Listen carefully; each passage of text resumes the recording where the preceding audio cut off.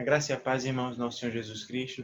Estamos hoje, mais uma vez, mais uma semana, continuando as nossas lições a respeito da ceia do Senhor.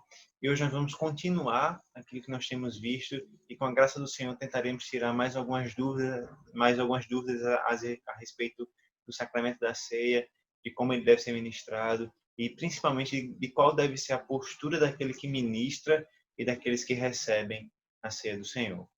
Então, primeiro, relembrando, né, o que é a ceia do Senhor, né? A pergunta do nosso breve catecismo, de número 96, nos ajuda a responder. Ela nos diz: a ceia do Senhor é um sacramento no qual, dando-se e recebendo-se o pão e vinho, conforme a instituição de Cristo, se anuncia a sua morte, e aqueles que participam dignamente tornam-se não de uma maneira corporal e carnal, mas pela fé, participantes do corpo e do seu sangue, do seu corpo e do seu sangue, com todas as suas bênçãos para o seu alimento espiritual e crescimento em graça. Então, basicamente, nós vimos essa pergunta na semana passada e nós vamos hoje continuar a partir do conceito que foi aprendido na semana passada. Então, quais são as ações da ceia? Nós vimos que há elementos no sacramento. Nós vimos que o sacramento ele é composto de duas partes, né? Há uma relação sacramental entre duas partes, entre dois aspectos do sacramento. Esses aspectos são os aspectos internos e externos, né? A graça interior que é operada no sacramento e o elemento exterior que significa essa graça. A gente viu isso. Então, no sacramento nós temos o elemento externo, que é a água, no caso da ceia, o pão, o vinho, e nós temos a graça interna, que é significada por esses elementos, né? Que é operada através da ação do Espírito Santo, quando nós com fé recebemos esses sacramentos. Mas não só isso, não só esses elementos do pão e do vinho que nós vimos na ceia passada, faz parte, compõe o elemento exterior da ceia. Mas a ceia também é composta de ações e de palavras. Então, nós iremos perceber que o elemento externo do sacramento da ceia não é somente o pão e o vinho, mas as palavras da instituição, as ações da ceia compõem o elemento exterior que significa a graça interior que é aplicada a nós quando nós recebemos com fé e dignamente a ceia do Senhor. Então, compondo esse elemento externo, quais são os elementos ou quais são as ações da Santa Ceia? Nós vamos ver primeiro as ações daquele que ministra a Santa Ceia, ou seja, o pastor, o ministro do Evangelho, quais são as ações dele durante a ceia do Senhor.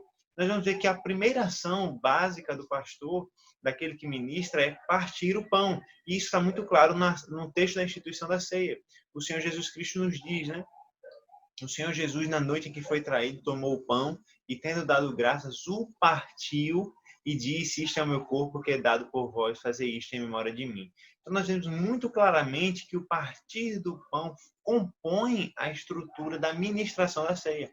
O texto é muito claro. Ele não diz só que Jesus tomou o pão, mas diz que Jesus tomou o pão, que ele deu graças e que ele o partiu. E que esse partir do pão compõe, então, o conteúdo de significação aqui da ceia, né? Então, é o pão que é partido, que é dado por vós, né? O corpo que é partido. Nós vamos ver que há uma relação muito clara entre o partir do pão e o partir do corpo que é dado, né? É isso que o nosso Catecismo Maior, na pergunta 169, irá nos dizer. No início da pergunta, ele diz assim: Cristo ordenou que os ministros da palavra, na administração desse sacramento, da ceia, separassem então o pão, o vinho do uso comum, pela palavra da instituição, pelas ações de graça e pela oração, nós vamos ver. E ele diz que tomassem e partissem o pão e dessem tanto este como o vinho aos comungantes. Então, partir do pão faz parte do elemento externo da ceia. No momento da ceia, o ministro parte o pão. Por quê? Porque o corpo de Cristo foi partido. Esse é o simbolismo, muito claro. Nós vamos perceber isso no texto de Atos, capítulo 20, versículo 7, que o partir do pão é tão forte no simbolismo da ceia que a própria ceia é chamada de partir do pão. Por exemplo, o texto nos diz que no primeiro dia da semana, estando nós reunidos com o fim de partir o pão. Então, a igreja estava reunida no domingo, no primeiro dia da semana, reunida ali para partir o pão. O partir o pão aqui claramente é a ceia do Senhor, como nós vimos também no texto de Atos, né? Que a igreja ela prosperava, ela crescia partindo o pão também, né? Na comunhão, no partir do pão. Então, o partir do pão é tão importante para o sacramento da ceia que em muitos momentos no Novo Testamento a própria ceia é chamada de partir o pão. Então, e além disso, foi colocado aqui duas passagens básicas do Antigo Testamento que nos mostram o simbolismo do partir o pão. Gênesis 15 e Jeremias 34, 18. O partir do pão é essencial à ceia do Senhor pelo aquilo que ele expressa. Ele expressa o corpo de Cristo que é partido em favor de nós, em favor da sua igreja. E esse é um simbolismo muito claro da aliança que foi feita entre Deus e o homem. Quando Deus faz aliança com Abraão, em Gênesis capítulo 15, animais são partidos ao meio e a presença do Senhor passa no meio desses animais. Em Jeremias capítulo 34, justamente no verso 18, nós podemos perceber que Jeremias lembra aos homens que quebraram a aliança de Deus como esses animais foram partidos, né? Então, a ideia do partir o animal vem justamente da raiz da palavra aliança, né? Fazer aliança no Antigo Testamento significa literalmente cortar a aliança. O verbo no texto original, né, no hebraico, significa cortar a aliança, justamente por conta dessa cerimônia, das cerimônias que envolviam o fazer aliança. Então, esse cortar do animal, cortar a aliança, chama a nossa atenção para a maldição que aquele que faz a aliança toma sobre si, caso quebre a aliança feita. Então, esse partir do animal é um penhor de morte muito claro, onde aquele que faz aliança toma sobre si essa punição, essa maldição, melhor dizendo, caso ele quebre a aliança, ele venha quebrar a aliança. Então, esse simbolismo é muito claro na ceia do Senhor. O Senhor Jesus Cristo, ele toma sobre si a maldição da quebra da aliança. E então seu corpo é partido. O nosso corpo deveria ter sido partido, porque nós quebramos a aliança contra o Senhor, nós pecamos contra o Senhor. Mas ele, então, tem o seu corpo partido e é dado em nosso favor. Então, é muito claro aqui que o partir do pão nos lembra e aplica ao nosso coração, significa essas verdades ao nosso coração através da ação do Espírito Santo, de que Cristo foi partido em nosso lugar, de que Cristo teve o seu corpo partido em nosso lugar para receber a maldição por receber a maldição da quebra da aliança que deveria ter caído sobre nós. Continuando, a ação do ministro ele não para só em partir o pão, mas também ele toma o cálice, ele deve tomar o cálice. Isso também está na instituição. Lucas capítulo 22, verso 20, nós lemos. Semelhantemente, depois de cear, tomou o cálice, né? Dizendo, este é o cálice da nova aliança no meu sangue derramado em favor de muitos, né? Então, há-se uma discussão a respeito do derramar do sangue, né? Se nós deveríamos, então, derramar o vinho no momento da ministração da ceia, para então significar o derramar do sangue. Nós não fazemos isso obrigatoriamente, porque não está na palavra da instituição. O partir do pão está muito claro. Cristo diz, o texto diz que ele partiu o pão e deu, né? Mas no caso do vinho, nós não temos nenhuma inferência, melhor dizendo, nenhuma referência clara no texto de que Cristo tenha derramado naquele momento o vinho. Mas é claro que o vinho foi derramado, porque ele só está no copo se ele foi derramado. Então, apresentar o vinho no copo mostra que o sangue de Cristo foi derramado em nosso favor. Então, o sangue do Senhor Jesus, assim como o corpo foi partido, o sangue foi derramado. Então, essa estrutura do derramar do sangue é muito bem representada quando o ministro toma o cálice como Cristo e apresenta o cálice e diz: este é o sangue do Salvador que foi derramado em nosso favor. Então, é assim que a nossa confissão diz, né? Tome o pão e o vinho e então entregue aos comungantes. Mas, além disso, nós podemos perceber que o ministro do Evangelho ele não só deve partir o pão, ele não só deve tomar o cálice, mas ele também deve consagrar os elementos, separar os elementos do uso comum. Nós vamos entender como isso é feito. nós podemos entender que isso é feito, primeiro, pelas palavras da instituição e, segundo, pelas ações de graça e pela oração. Isso está muito claro também de acordo com a pergunta do nosso catecismo, né? Como nós já até lemos. Separassem o pão e o vinho do uso comum pela palavra da instituição, ações de graça e oração. Então, é muito claro que o nosso catecismo ele tem em mente a separação do uso comum quando usa a palavra consagração. A palavra consagração aqui significa não que o pão e o vinho se transformam em algo diferente do que eles são, mas sim a consagração significa que eles são separados do uso comum. Eles não estão sendo utilizados como qualquer pão, como qualquer vinho. Agora eles foram separados para uma finalidade especial e por isso eles devem ser irão ser consagrados, né? Isso é feito pela palavra da instituição, pela ação de graça. A palavra da instituição, as palavras de Cristo no momento da instituição da ceia e as ações de graça e oração que o próprio Senhor fez. Nós podemos ver isso naquilo que Thomas Bosch vai nos dizer, né? A instituição está na palavra que nós lemos na ocasião e de acordo com o seu exemplo, o exemplo de Cristo, nós oramos por ela com ações de graça. Então, é a mesma estrutura da ceia do Senhor. O Senhor toma os elementos, ele então institui, este é o meu corpo que é partido em favor de vós, este é o meu sangue que é derramado, o sangue da nova aliança. Então ele ora por esses elementos com ações de graça. E isso é repetido pelo ministro ao ler o texto bíblico, repetindo exatamente as mesmas palavras de Cristo, orando pelos elementos e dando graças ao Senhor por esses elementos, né? Então, as palavras da instituição estão muito claras no texto de 1 Coríntios, né? Paulo diz, né? Eu também passei para vocês aquilo que eu recebi. O que foi que Paulo recebeu? Quais foram as palavras da instituição? Ele diz, o Senhor Jesus, na noite em que foi traído, tomou o pão e, tendo dado graças, o partiu e disse, isto é o meu corpo que é dado por vós. Fazei isto em memória de mim. Por semelhante modo, depois de haver ceado, tomou também o cálice, dizendo, este cálice é a nova aliança no meu sangue. Fazer isto todas as vezes que o beberdes em memória de mim. Então, essas são as palavras da instituição. O ministro repete essas palavras ao ler o texto bíblico e então ele consagra os elementos pela palavra da instituição, pela oração que ele faz com ações de graças por cada um desses elementos, o pão e o vinho. E não só isso, ele não só parte o pão, ele não só toma o vinho, ele não só consagra esses elementos, separa do uso comum, mas ele também dá esse pão e o vinho àqueles que recebem a ceia do Senhor. E isso, da mesma forma, está em conformidade com aquilo que é prescrito na palavra do Senhor no momento da instituição da ceia.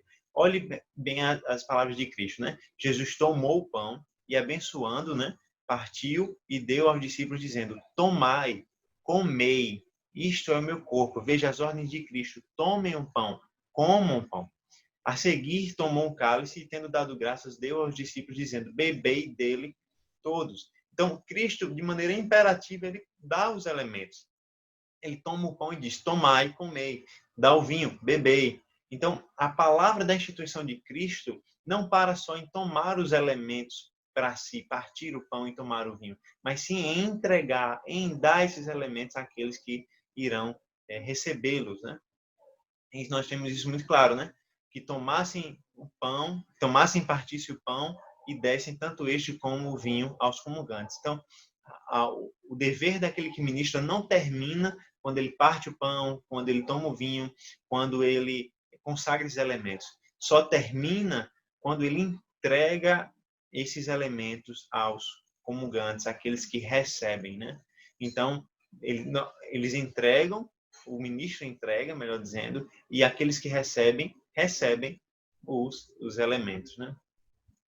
Então, nós podemos perceber que o Luiz Berkoff, comentando essa estrutura, ele diz, ao emitir esse mandamento, ele sem dúvida tinha em mente não apenas um alimento físico, ele que é em Cristo, mas uma apropriação espiritual do corpo de Cristo pela fé. Isso é muito interessante. Ao comentar sobre essa passagem da instituição da ceia, Berkoff diz, olha, quando Cristo ordena tomar e comer e beber, ele não tem em mente somente coma o pão, beba o vinho, mas ele tem de fato uma apropriação daquilo que é significado na ceia do Senhor. Ou seja, tomar de fato Cristo como alimento espiritual, né? Então, continuando, nós vamos ver agora as ações daqueles que recebem a ceia do Senhor. O que aqueles que recebem a ceia do Senhor devem, então, fazer? E as ações são basicamente duas. A primeira é receber o pão e o vinho. Então, essa ação significa o recebimento de Cristo, como oferecido na palavra e exibido no sacramento, aproximando-se dele pela fé. Então, parte muito daquilo que nós vimos, né? Cristo diz: tomai, comei, bebei. Então, ao Cristo afirmar esse imperativo, tomem, comam, não é só dever daquele que no início fazer o mesmo, mas é dever daquele que recebe, daquele que está ali para receber os elementos, de fato atender à ordem de Cristo e receber. Então, aqueles que estão ali devem receber o elemento que é dado na ceia. E aqui nós entendemos muito bem que não é só dever receber o elemento, mas receber Cristo ali significado. Então, nós devemos receber de fato Cristo em nossos corações, não só o pão com as nossas mãos, não só o vinho, o cálice com as nossas mãos, mas de fato receber Cristo em nosso coração. Receber de fato Cristo como ele é oferecido na palavra, como ele está exibido nos sacramentos, e pela fé recebê-lo. Então, a atitude daquele que recebe a ceia do Senhor deve ser com fé, com amor, com devoção, tomar os elementos, tomando a Cristo espiritualmente presente na ceia do Senhor, pela fé, através da ação do Espírito em nossos corações. Mas não só isso, nós devemos não só receber os elementos, mas comer e beber os elementos, né? Comer o pão e beber o vinho. E aqui nós podemos perceber que essas ações significam a nutrição espiritual no corpo e sangue de Cristo e a união com Ele pela fé. Então, quando nós recebemos Cristo Jesus e através dos elementos, nós não ficamos com ele nas mãos, com os elementos nas mãos. Nós tomamos esses elementos e nos nutrimos dele. O pão, o vinho, e isso significa a nossa nutrição espiritual. Nós não só recebemos a Cristo, mas nós nos nutrimos dele, através da nossa união com ele pela fé. Nós recebemos a Cristo pela fé. Nós nos unimos a Cristo através da nutrição espiritual pela fé. E tudo isso é significado pelo recebimento e por comer e beber os elementos da ceia do Senhor. Então, nós podemos perceber que o nosso catecismo irá nos dizer muito bem quais são as ações do comungante. Ele diz: os comungantes, os quais pela mesma instituição devem tomar e comer o pão e beber o vinho. Esse é dever daqueles que comungam, em grata recordação de que o corpo de Cristo foi partido e dado, e o seu sangue foi derramado em favor deles. Veja, o catecismo ele é tão pastoral que ele nos diz como nós devemos receber. Nós devemos receber em grata recordação, cheios de gratidão em nosso coração, ao nos lembrar daquilo que Cristo fez, né? A lembrar que o corpo de Cristo foi partido e foi dado por nós, que seu sangue foi derramado em favor de nós. Então, esse deve ser o sentimento daqueles que recebem, daqueles que comungam, recebem o pão e o vinho e comem o pão e bebem o vinho. E aí, dentro dessa estrutura que nós estamos vendo hoje a respeito das ações do que ministra, a ação daquele que recebe, nós podemos nos perguntar: por que então não realizar a ceia online ou a ceia à distância? Essa certamente é uma das perguntas mais feitas, né, no meio cristão, nesses dias, né, de pandemia, de isolamento social. E eu acho que é no contexto das ações da ceia, né, o que nós devemos fazer, como nós devemos receber os elementos, quem deve ministrar. Nesse contexto que nós podemos situar essa pergunta. E a primeira coisa que nós devemos dizer é que essa é uma pergunta sincera. Essa não é uma pergunta, pelo menos de maneira geral, eu não vejo como uma pergunta que flui de corações ímpios, de corações simplesmente do pecado do coração. Mas eu creio que é uma pergunta, muitas vezes, sincera, do coração de um crente que deseja, de fato, participar da ceia do Senhor e que se vê no momento onde essa participação está comprometida pelo afastamento social. Então, a primeira coisa é que esse questionamento é um questionamento sincero. e que, através de um questionamento sincero, nós devemos buscar na Escritura a resposta. E aí nós entenderemos a resposta através de alguns pontos, buscando responder, através da Escritura, essa pergunta sincera do nosso coração. A primeira coisa é que o primeiro argumento que nós devemos levar em consideração para formar a nossa resposta é nos lembrar que os sacramentos, como nós já vimos, significam e selam a nossa união com Cristo e uns com os outros. Então, o sacramento ele não só sela a minha união com Cristo, que foi muito enfatizado, né? Quando eu como o pão, quando eu bebo vinho, eu me nutro dele. Quando eu sou batizado, isso significa o meu sepultamento com Cristo para morrendo para o pecado e ressuscitando para Cristo, para uma nova vida, né? Ou seja, eu estou unido com Ele, unido a Ele na sua morte, estou unido a Ele na sua vida. Então, além disso, que é vital ao sacramento, né? O significar da nossa união com Cristo e das bênçãos do pacto, mas o sacramento também ele significa e ele também sela a nossa união com os nossos irmãos. Porque a nossa união com Cristo não se dá somente em um contexto individual, mas a nossa união com Cristo se dá em um contexto comunitário, corporativo. Nós estamos unidos a Cristo porque nós fazemos parte do corpo de Cristo. Então, nós fazemos parte do corpo de Cristo, que não é composto, como Paulo bem afirma, de um só membro. Mas um corpo é composto de muitos membros. E nós fazemos parte desse corpo de Cristo, onde Cristo é a cabeça e nós somos um desses membros. Portanto, aquilo que os sacramentos significam e selam, no que diz respeito à nossa união com Cristo, nos leva diretamente à nossa união com os nossos irmãos, que são o nosso corpo, que são conosco o corpo de Cristo, melhor dizendo.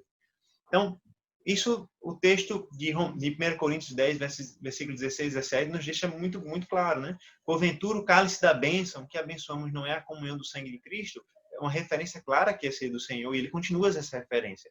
O pão que partimos não é a comunhão do corpo de Cristo, porque nós, embora muitos, somos unicamente um pão, um só corpo, porque todos participamos do único pão. Então, claramente aqui, o argumento de Paulo é, vocês comem do mesmo pão, vocês bebem do mesmo cálice, o cálice de Cristo, o cálice da comunhão do sangue de Cristo, o pão da comunhão do corpo de Cristo. Vocês são muitos, mas são um pão. Vocês são um corpo. Nós somos muitos, mas nós formamos um só corpo em Cristo Jesus.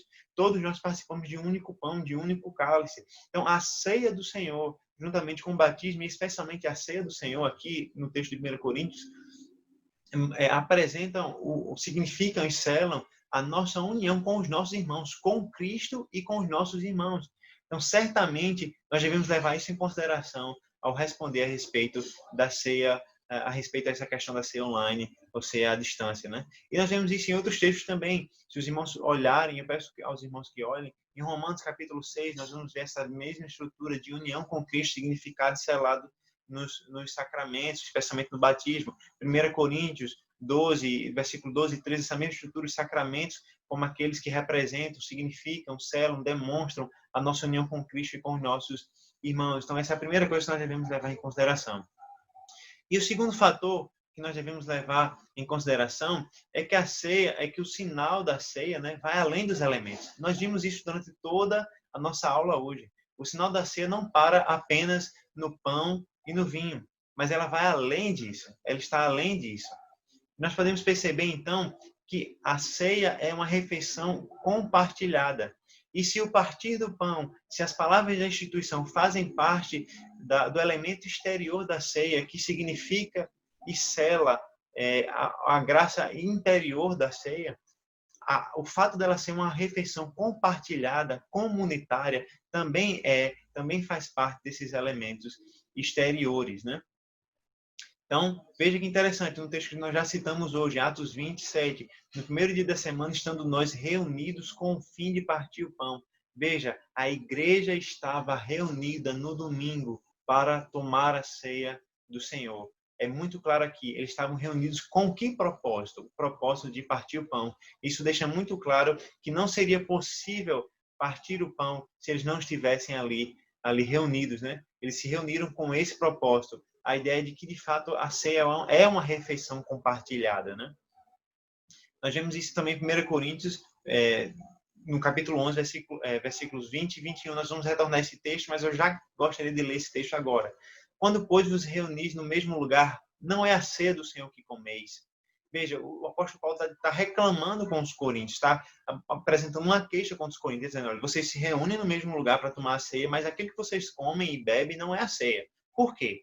Porque ao comerdes, cada um toma antecipadamente a sua própria ceia. E ele continua, e há quem tenha fome, ao passo que há também quem se embriague. Então veja, os coríntios estão reunidos no mesmo lugar, mas eles sofrem a acusação de que não é a ceia do Senhor que eles comem. O motivo, nesse versículo nós temos dois. O primeiro motivo é que eles, ao comerem, cada um toma antecipadamente sua própria ceia. Os irmãos precisam lembrar que a ceia nos períodos do Novo Testamento, no período apostólico ali do Novo Testamento, eram refeições completas, eram refeições mesmo, das pessoas de fato comiam não só um pedacinho de pão, um pedacinho de vinho, né? A ceia fazia parte de uma refeição completa, né? Então, o que acontecia?